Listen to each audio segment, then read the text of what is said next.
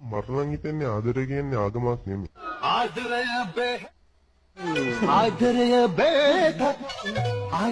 ඒක කියපල ආගම මෙතන කිව්වා. පිස්සුද වෙලා? ආදරය කියන්නේ බේත.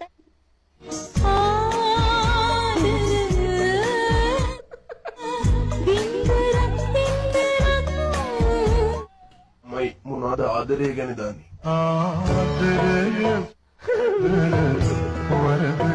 කවුරු කොහොම කිව්වත් මම ආදරය කියන්නේ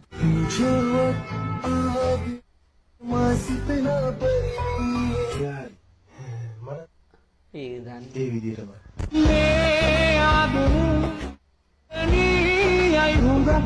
ආදරය කියන එක එක කෙනා විතරයි දැනෙන්නේ.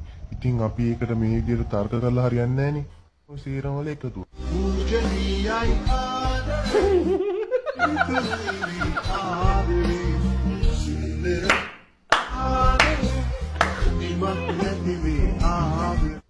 අම්මාගේ රෙඩ්